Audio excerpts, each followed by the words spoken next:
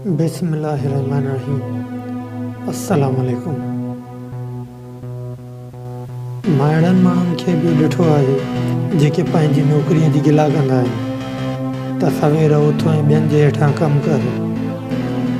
इन्हनि वटि पंहिंजे कारोबार खोलण जी बि ताक़त आहे, पर हुननि खे ख़ौफ़ थींदो आहे त अगरि ही नौकरी छॾे पंहिंजो कारोबार खोलियुमि ऐं जे उन में नाकाम थियुमि त हीअ नौकरी बि वेंदी ऐं उन में लॻियल पैसा बि। माण्हू हितां इबरत हासिल नथा कनि त जंहिं सरमाएदार जी कंपनी में हू कमु कनि था उनखे बि नुक़सान ऐं फ़ाइदा ॿई पवंदा। छा हू नुक़सान पवण सां तबाह थी वियो? इन्हनि वटि हल इहो आहे त इहे कारोबार घटि पैसनि मां शुरू कनि जीअं उन्हनि खे नुक़सान बि घटि पए ऐं तजुर्बो मिलंदो रहे। मिसाल, जहाज़ पहिरियां रोड जी पटीअ ते हले थो, पोइ उॾे थो। अगरि पायलट उॾाइण खां ॾिजंदो त इहो जहाज़ कॾहिं बि परवाज़ न करे सघंदो।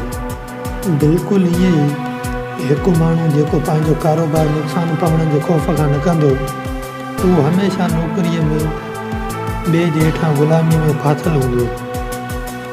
उहो तरक़ी न करे सघंदो। इन्हनि जो ख़ौफ़ थिए थो छो जो माज़ीअ में उन्हनि ॿियनि खे नुक़सान पवंदो ॾिठो आहे, पर इन जो मतिलबु इहो न आहे त उन्हनि जो नुक़सान ॾिसी असां ख़ौफ़ खां बीहजी वञूं। उन्हनि जी ग़लतियुनि मां सिखी असांखे अॻिते वधणु खपे। बीहण ते ई इंग्लिश जी कहावत आहे त ख़ौफ़ तव्हां उनखे चई सघो था जेको असांखे स्टॉप करे छॾे। ॿियो मिसाल, मसलन तव्हां का फोर्स जॉइन कयो था, तव्हांखे जबल तां हेलीकॉप्टर तां जंप ॾियण जी ट्रेनिंग कराई वञे थी। जॾहिं तव्हां मथां हेठि ॾिसंदो तव्हांजी दिलि नेड़ीअ ताईं पहुचंदी, तव्हांखे जंप ॾियण खां ख़ौफ़ थींदो। पर हिकिड़ी ॻाल्हि त तय आहे, जेसीं ताईं तव्हां जंप न ॾींदो तेसीं ताईं तव्हांजो पैराशूट न खुलंदो ऐं न ई तव्हां हवा में परवाज़ जो मज़ो वठी सघंदो। इहो ख़ौफ़ न तव्हांखे जंप ॾियणु ॾींदो ऐं न ई तव्हांखे अॻिते वधणु ॾींदो, न ई तव्हां परवाज़ जो मज़ो वठी सघंदो।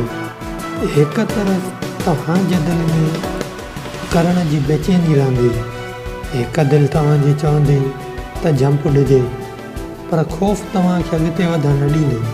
इन ख़ौफ़ खे काबूअ में करणु, इन कशमकश में अगरि तव्हां जंप ॾेई वियो त हिकु दफ़ो जंप ॾियण खां पोइ तव्हांजो ख़ौफ़ ख़तमु थी वेंदो ऐं हर जंप ॾियण सां तव्हांजो तजुर्बो वधंदो वेंदो। इहो ख़ौफ़ बिला वजह न आहे। जिन खे अॻु नुक़सानु पियो उन्हनि जा ॿुधल वाक़िया असांजे दिमाग़ में आहिनि। ख़ौफ़ असांजी ज़ाती इज़ाफ़त खे रोके थो। सम्झ इहा आहे त ॿिया बि कनि था त असां बि करे सघूं था। इन करे नंढी जॻह खां जंपिंग करणु, तजुर्बे वारनि खां सिखणु ऐं आहिस्ता आहिस्ता पंहिंजे तजुर्बे खे प्रैक्टिस जे ज़रिए वधाइणु घुरिजे। नंबर 3, हर उहा शइ जेका पहिरीं असांखे न ईंदी आहे उहा करण में असांखे ख़ौफ़ थींदो। मसलन साइकिल हलाइणु, बाइक, कार वग़ैरह। पर जेसीं तव्हां हलाईंदव न तव्हां मां ख़ौफ़ न वेंदो ऐं न ई तव्हां सिखी सघंदो। इन में बि तव्हां उन खां सिखो जेको अॻु हलाइणु ॼाणे थो। 4, नई जॻह ते वञो। केतिरनि ई माण्हुनि खे नई जॻह ते वञण में हिकु नफ़्सियाती ख़ौफ़ दिमाग़ में रहे थो। सिर्फ़ु नई जॻह ते न, बल्कि हर जॻह ते ख़ौफ़ रहे थो। जॾहिं तव्हां कुझु नओं करणु चाहींदो त तव्हांजे दिमाग़ में इहो ख़्यालु ईंदो त मां न करे सघंदुमि। हिते ॿाहिरि खां वधीक ख़ौफ़ सिर्फ़ु तव्हांजे दिमाग़ में आहे। ख़ौफ़ जे हूंदे ई कुझु करण खे जुरत चइबो आहे। तव्हां जिन खे अॼु ख़ुशि ऐं कामयाबु ॾिसो था उहे इन शइ खे ॼाणे विया त ख़ौफ़ जे हूंदे कीअं पंहिंजो कमु करिणो आहे। ख़ौफ़ हमेशह हर शइ में रहंदो। असांखे ज़रूरत आहे पंहिंजे दिमाग़ खे ट्रेन करण जी। इहो अंदरि सोच में रहे थो, इन करे अंदरूनी तौरु इनखे शिकस्त ॾियो। सोच छा आहे? सोच पंहिंजो पाण सां अंदरि ई अंदरि में ॻाल्हाइणु आहे। अगरि ख़ौफ़ वारी सोच तव्हांखे चए त तूं ही न करे सघंदे त तव्हां हिनखे काबूअ में करण लाइ बहादुरनि वारी सोच रखी चओ येस आई कैन। जॾहिं तव्हां नई जॻह ते वञणु चाहियो ऐं फियर तव्हांखे चए तव्हांखे न वञणु खपे त तव्हां चओ येस आई विल। तव्हां कुझु नओं चाहियो ऐं हुन में बि तव्हांखे ख़ौफ़ थिए त तव्हां चओ येस आई शुड। अंदर में ईंदड़ इन्हनि खोखिले आवाज़नि खे पंहिंजी असुलु आवाज़ सां शिकस्त ॾियो। पोइ तव्हांखे अहसासु थियणु लॻंदो त अॼु तव्हांखे पंहिंजे दिमाग़ ते पूरो कंट्रोल आहे।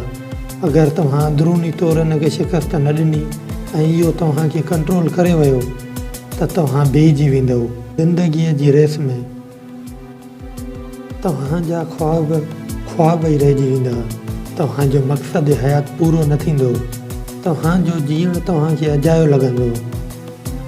Fear is always gonna be there, but you gotta start training your mind to beat fear down.